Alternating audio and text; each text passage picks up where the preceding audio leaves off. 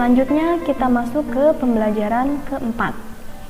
Nah, kondisi alam Indonesia ini sangat beragam sehingga menyebabkan kegiatan ekonomi antara satu daerah dengan daerah yang lain itu berbeda, sangat beragam.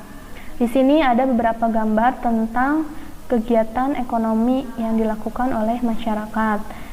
Gambar 1 bisa dilihat itu adalah jenis usaha pertambangan. Yang kedua adalah usaha perdagangan. Yang ketiga itu jenis usahanya perkebunan. Yang keempat itu pertanian. Nanti yang kelima dan keenam bisa dilihat di situ. Nah, nanti kalian jelaskan di sini di halaman 30 gambar 1 jenis usaha apa dan hasil yang diperolehnya apa. Seperti itu. Misalkan gambar ke-1 adalah perkebunan jenis usahanya. Hasil yang diperoleh berarti berupa misalnya tanam buah-buahan, sayuran seperti itu.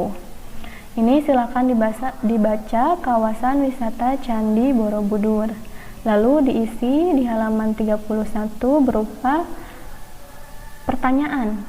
Kalian membuat pertanyaan berdasarkan cerita dari kawasan wisata Candi Borobudur. Dikerjakan sampai nomor 6.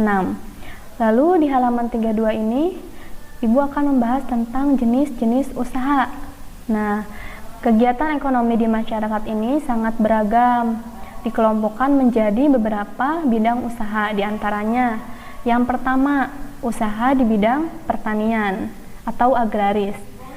Agraris ini dibagi lagi menjadi 4 usaha. Yang pertama adalah usaha pertanian. Pertanian ini merupakan kegiatan bercocok tanam, biasanya dilakukan di sawah, di ladang, atau di kebun.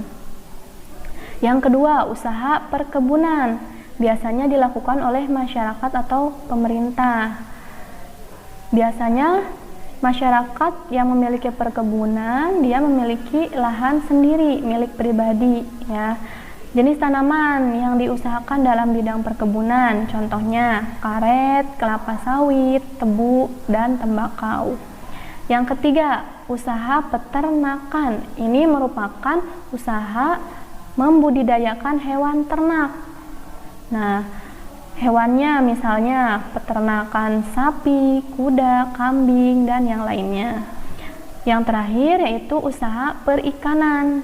Perikanan ini dibedakan menjadi perikanan darat atau budidaya ikan di kolam dan juga perikanan di laut atau budidaya ikan di laut.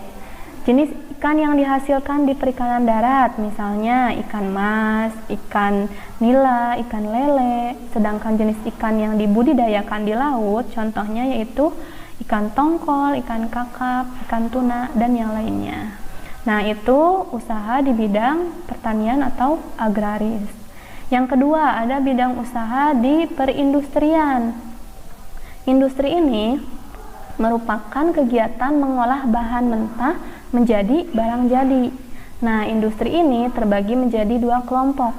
Ada industri kecil atau industri rumah tangga, dan yang kedua yaitu industri besar yang biasanya dilakukan oleh suatu perusahaan atau pabrik. Seperti itu. Yang ketiga ada di halaman 34, usaha di bidang perdagangan.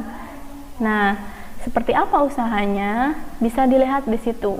Di sini ada gambar pedagang kecil. Biasanya disebut pedagang eceran karena menjual barang-barangnya secara eceran. Nah, itu termasuk usaha di bidang perdagangan. Ada juga perdagangan yang skalanya besar, yang disebut grosir. Kalau yang skalanya kecil itu eceran, pedagang eceran. Kalau yang skalanya besar disebutnya grosir. Nah, seperti itu. Biasanya pedagang yang berskala kecil hanya menjual barang-barangnya dalam jumlah yang sedikit, sedangkan pedagang besar menjual barang-barangnya dalam jumlah yang banyak. Dan pedagang yang besar itu biasanya melayani pedagang yang kecil.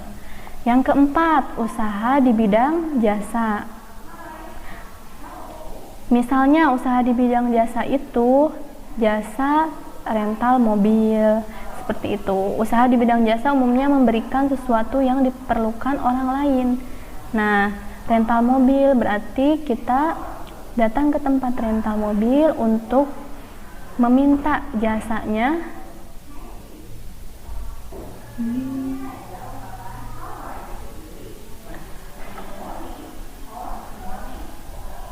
Yang keempat adalah usaha di bidang jasa.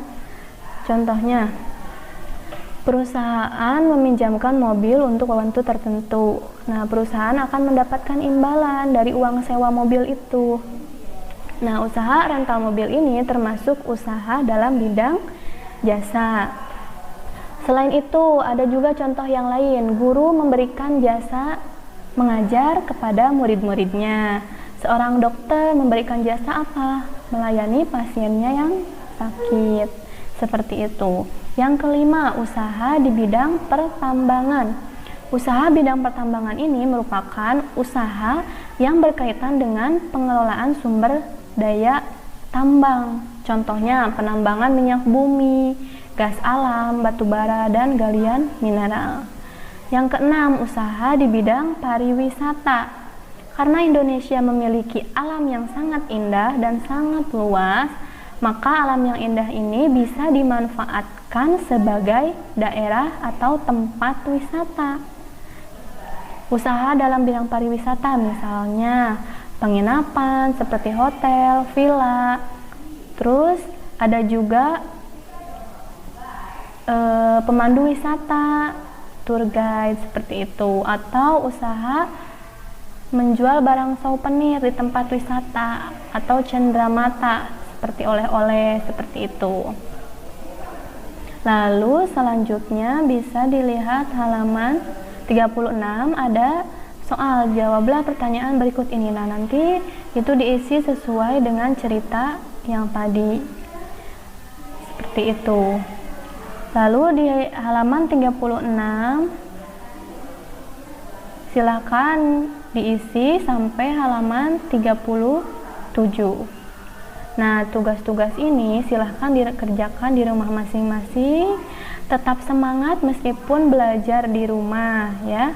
Tetap menjaga kesehatan dan selalu mematuhi protokol kesehatan untuk memutus mata rantai COVID-19. Tetap semangat dan sehat selalu. Cukup sekian materi yang bisa Ibu sampaikan hari ini. Mudah-mudahan dapat dipahami. Mohon maaf jika ada kekurangan atau kesalahan. Wassalamualaikum warahmatullahi wabarakatuh.